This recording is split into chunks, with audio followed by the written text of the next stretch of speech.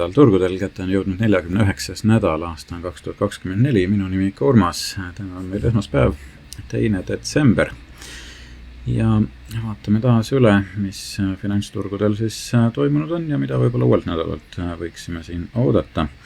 Et nüüd on siis tänupühade nädal möödas, mis oli mõnevõrra lühem ja võib-olla katkendlikum, aga siiski üht-teist seal toimus ja hidame pilgu siis sinna ka, et eelmine nädal siis näitas veel omakorda tugevust ja see siis päädis tegelikult novembri circa 6%-se tõusuga.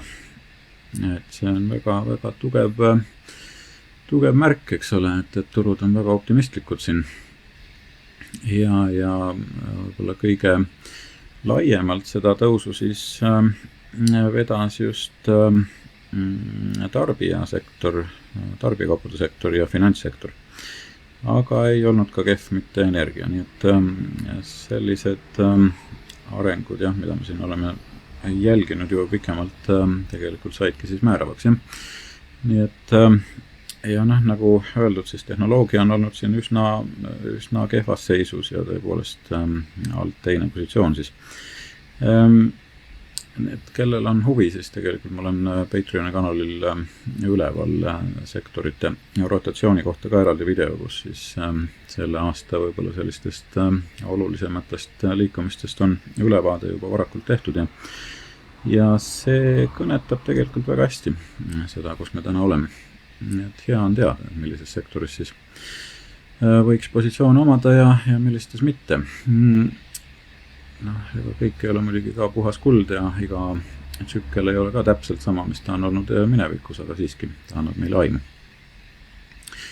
Ja vahest väikesest eelisest juba täiesti piisab.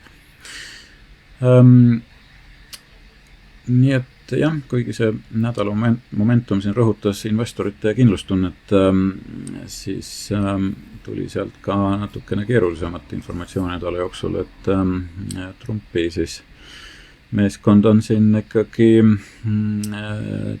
ähvardamas nende tollimaksudega ja tuli siis jällegi infot, et võib-olla Kanada, Mehhiko ja Hiina kaubad on need, mis tariife hakkavad võib-olla nägema lähitulevikus, et selline geopoliitiline ebakindlus ikkagi jätkub ja hoolimata nendest arengutest USA turud on siiski näidanud siin vastupidavust ja võib-olla see optimism tuleb just sealt selle kodumaise majanduse tugevuse osas, mis on natukene näiline, jah, ütleme nii, et eks sentiment sellesse tuleb ka suhtuda natukene sellise eelarvamusega, et see, mis päris pinna peal on või mis välja paistab, ei pruugi olla see, mis tegelikult seal pinna all on. Tööturg püsib ka siin muidugi tähelepanu keskmes ja sellest räägime ka kohe. Nüüd õige pea on ka siis Fedi järgmine istung tulemas. Rahvusvaheliste turgude osas Euroopa aktsiad siin reageerisid positiivsemalt võib-olla madalamal euroala inflatsioonile ja samas Aasia turud peegeldasid võib-olla vaoshoitumat meeleolu seal. Aga kui sellest inflatsioonist nagu USA baasil rääkida, et siis jah, ega ta küll paistab olema nüüd kontrolli all, aga siiski ka siin on see probleem siiski pinna all olemas, et nii teenuste inflatsioon kui muud seal on ikkagi suhteliselt kõrged ja natukene see sabaots siin ka on juba üles tõusnud, et vaatame siis, kas see inflatsioon on siis selliselt kontrolli all, et Fed julgeb jätkata oma lõdvendumispoliitikat või on siin tulemas mingisuguseid uusi arenguid. Aga kui võrrelda nüüd Euroopa aktsiaturgu USA aktsiaturgudega, siis tõepoolest ega siin vaieldamatult parim valik on olnud ikkagi USA turud, et seal ikka toimub ka midagi. Siit on näha graafikul, kui tugevalt USA turud on eest ära läinud just kasvu või tootluse suhtes võrreldes Euroopa turgudega. Nii et jah, sellised sellised lood, et see on ka üks põhjuseid, miks ma just USA turgude poole olen vaadanud, et seal ikka midagi toimub ka. Nüüd, mis räägib aga vastu sellele turu pidurdamatule kasvule, on turuosaliste sentiment. Ja miks ta nagu vastu räägib, on see, et sentiment on ühel ajaloo kõrgeimal tasemel jällegi. Ja ega ta ei ole nagu selles mõttes ju paha, et kui turuosalised on positiivsed, siis jätkub ka võib-olla kasvusurve.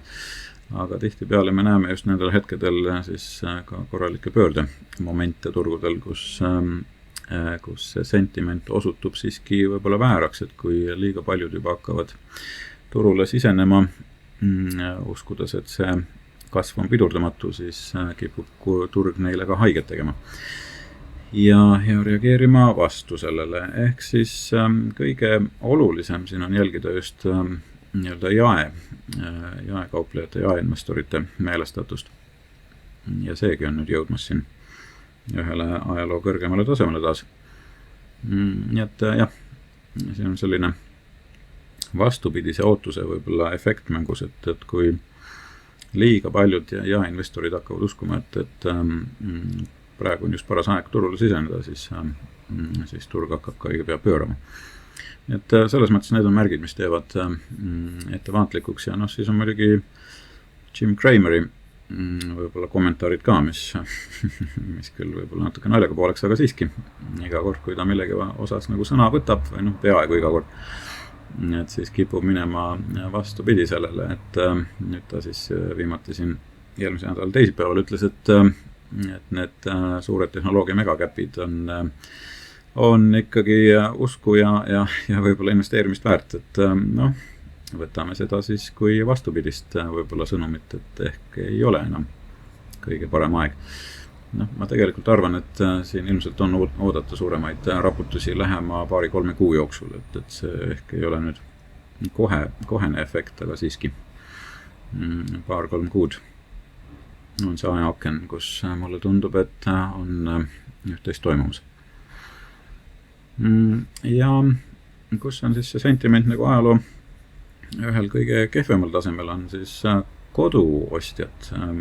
Nende arvates on praegu üks ajaloo kõige kehvemaid aegu, kus kodu osta, kas siis kättesaadavuse poolest või ka muus mõttes, aga jah, sellist seisu me ei ole näinud alates 70-ndatest, 80-ndatest alates, kus olid intressid põhimõtteliselt laes.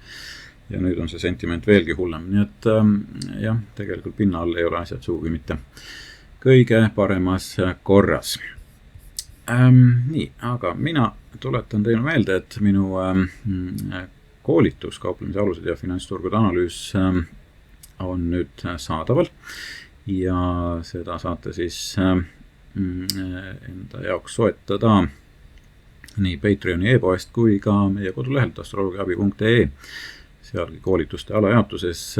Nii et tulge ja liituge, see koolitus on väga sisutihe, katan ära ka lisaks tehnilisele analüüsile, fundamentaalsele, ka lisaks tsükli analüüsi, finantsastroloogiat sinna juurde ja ka riskihaldust. Et see on kõik oluline osa, kuidas siis finantsturgudel ellu jääda ja ka kasumit teenida.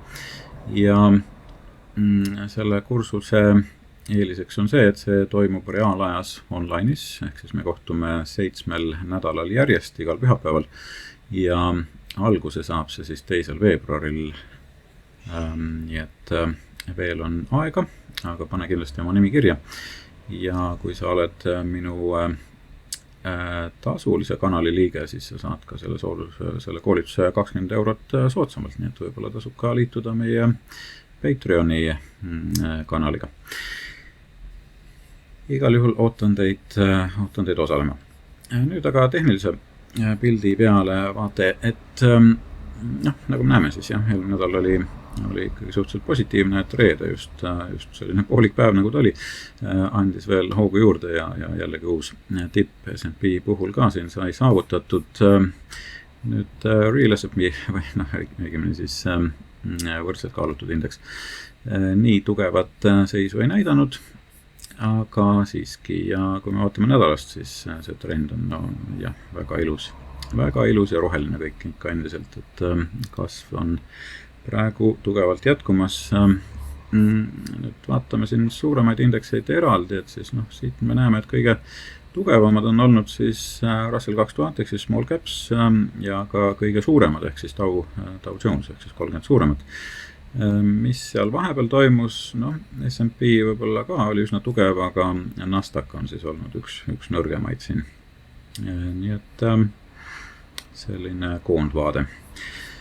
Ja 50 päeva keskmine on taas tõusnud siia võib-olla kõrgendatud tasemetele, nii et suurem osa aktsiatest on siiski pealpool oma 50 päeva keskmist ja 200 päeva keskmist vaadates, siis siingi on see kõrgendatud tasemel ikka endiselt, et see on üks pikemaid perioode, kus ma olen näinud seda nii kõrgel olevat, et üle aasta juba tegelikult sellest tsoonist ta on viibinud.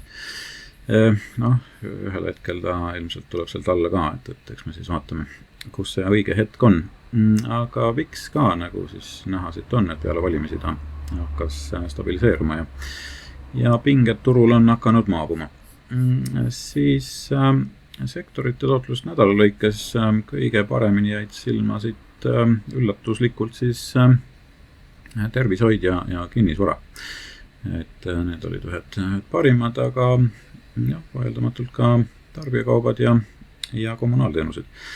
Et needki siis performisid päris hästi ja kuu üks parimaid tootluse andjaid energia oli üks kehvemaid selle nädala jooksul. Insiderid ka siin pühade nädalal midagi eriti ei teinud, et see aktiivsus oli nii madal, et üht-teist siin on ostetud, siin mõned sümbolid ka välja toodud, mida võiks uurida, kus siis on mõningast aktiivsust olnud ettevõtte juhtide poolt just ostu poole pealt, et see vajab siis sügavamat analüüsi, aga siiski, kui nad oma rahakoti raudu seal nii-öelda avavad, et siis võib-olla on selleks põhjust. Sesoonselt meil natukene sellist nõrkust hakkab siin nädala jooksul praegu peale tulema, et mitte küll veel päris põhjapanevalt, aga siiski natukene sellist ettevaatlikkust. Et kui me vaatame statistilist mudelit, siis õnneks korrelatsioon ajalooliste siis liikumistega on üsna ilusaks läinud juba, et enamus perioode siin on juba rohelises. Ja mis see siis tähendab, et tegelikult see nädal on üks suure tõenäosusega languse nädalaid. Vähemalt niimoodi praegu see statistika meil näitab. Astroloogiliselt ka väga kirju nädal, et siin võib-olla täna on iseenesest soodsamaid aspekte, aga nädala teine pool läheb juba väga kreisiks ära, nii et oleme valmis põhimõtteliselt kõigeks.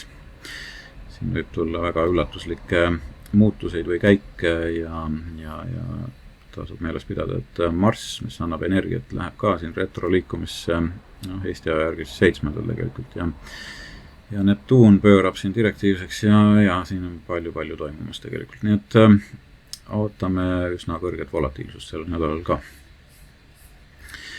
Ja Blackbox mudel ka viitab siin üsna punasele perioodile, et tasub ka siin olla ettevaatlik just selles piirkonnas, et võib-olla see detsembri esimene teine nädal on sellised kerged ohukohad. Siis nädala prognoosid uueks nädalaks on juba üleval Patreoni kanalil patreon.com/turutrendid. Tule ja liitu, et see teenus maksab 5 € pluss käibemaks kuus ja et selle eest saab ka täiendavat informatsiooni ja võib-olla uusi mõtteidki, ja tasub ehk ka minu tegemisi toetada, kui sa arvad, et see info on sulle vajalik ja soovid, et ma ka edaspidi seda infot sinuni tooksin. Nüüd vaadates tagasi eelmise nädala prognoosidele, siis S&P puhul see tsükliliselt küll oli pigem pahupidi, et kui ma seda siin kohandasin, et sellisena ta sai välja käidud, aga hinnaliikumine siis tegelikult peegeldas seda pahupidi, et oleks pidanud siis inverted olema, eks teistpidi. Vahest seda juhtub tsüklitega, nii ta paraku kipub olema, aga tuleb siis jälgida, kuidas see nädala algus võib-olla hakkab välja mängima ja siis sealt teha omad järeldused, kuigi jah, see oli niisugune poolik nädal ka, et siin oligi keeruline natuke neid asju paika saada. Küll aga kulla puhul läks üsna ilusti see vastavalt prognoosile, nii et siin toimis päris hästi. Ja mis siis uuelt nädalalt oodata, et uus nädal on toomas meile jällegi päris palju olulist, mis võib seda turusentimenti kujundada, et ma arvan, et siin seda volatiilsust jah, tõepoolest tuleb, et me liigume siin aja rohkem selle aasta lõpupoole ja mida lähemal see lõpusirge on, seda võib-olla keerulisemaks need valikud siin lähevad. Et reedel on siin tähelepanu keskmes siis novembri tööhõive aruanne. Ja see peaks andma ka Fedile siis võib-olla rohkem infot, et kuidas nad siis oma järgmisi otsuseid teevad. Nüüd Fedi ametnikud siin